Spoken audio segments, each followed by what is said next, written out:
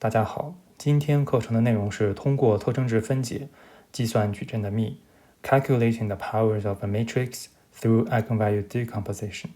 在第171节课通过特征值和特征向量计算方阵的幂中，我们借助特征值和特征向量，经过了6个主要计算步骤，才完成了方阵幂运算 （The powers of a matrix）。虽然这6个步骤全景展示了特征值和特征向量在计算矩阵幂上的优势，但计算步骤冗长，比较容易出错。因此，我们不禁要问，有没有计算步骤更少的计算方法？答案是有。我们可以通过方阵的特征值分解 （Eigenvalue Decomposition, or EVD） 快速计算方阵的幂。通过特征值分解计算方阵幂，本质上还是依靠特征值和特征向量完成计算。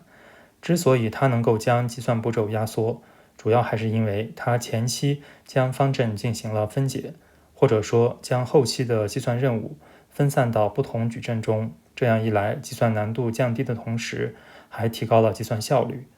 演示如下：我们有方阵 A 的特征值分解，即将方阵 A 写成它的特征向量矩阵 x 乘以特征值矩阵 λ， 再乘以特征向量矩阵的逆阵。而 a 的 n 次方即 n 个 a 相乘，我们可以写成 n 个特征值分解相乘。即大家可以看到，这是1、2一直到 n 个特征值分解相乘。然后我们将它们的括号去掉，我们可以观察到，其中 x 的逆阵乘以 x 等于 i，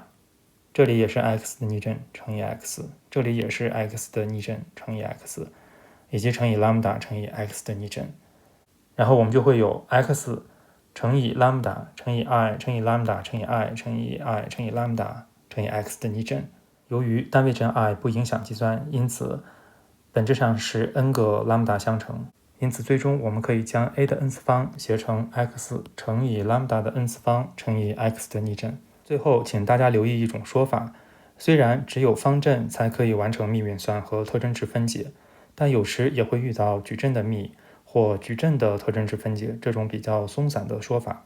也不能说这种说法有错，因为方阵其实也是矩阵。总之，无论哪种说法，大家只要第一时间意识到幂运算和特征值分解只针对方阵就可以了。我们来看一道题，已知方阵 A 其特征值矩阵 λ 和特征向量矩阵 x， 请通过特征值分解计算 A 的100次幂。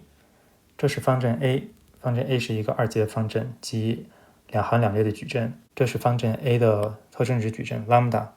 它的2个特征值分别是1和2，且在 λ 的主对角线之上。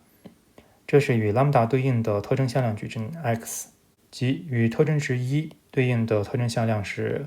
第一个列向量0,1，与特征值2对应的特征向量是 x 的第二个列向量，即-1、1。因为我们已经推导出 a 的100次方等于 x 乘以 λ 的100次方乘以 x 的逆阵，因此我们首先还需要计算一下 x 的逆阵。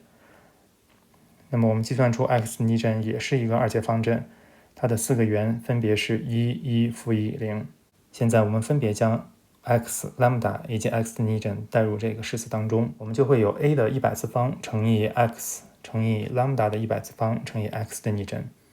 我们先计算 λ 的100次方 ，λ 的100次方等于主对角线上元素的100次方，即1的100次方和2的100次方。然后我们再接下来计算 λ 的100次方乘以 x 的逆阵，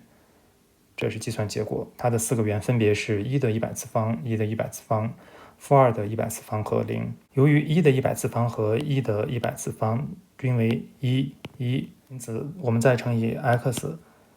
最终计算下来的结果还是一个2阶方阵，它的4个元分别是2的100次方0、1减去2的100次方1，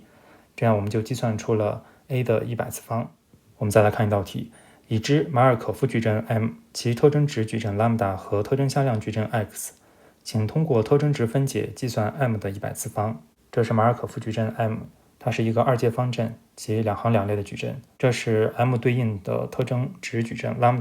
这是与 λ 对应的特征向量矩阵 x。 因为我们有 m 的100次方等于 x 乘以 λ 的100次方乘以 x 的逆阵，因此我们还需要计算一下 x 的逆阵。这是 x 的逆阵，即一个2阶方阵，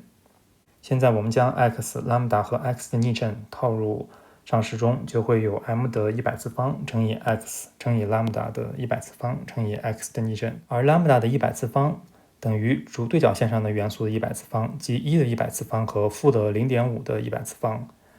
而负的0.5的100次方约等于0。因此，这个式子已经被大幅度简化。因此，我们先计算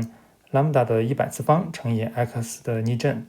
然后再乘以 x， 最终计算出来的结果是这样一个二阶方阵，即 m 的100次方。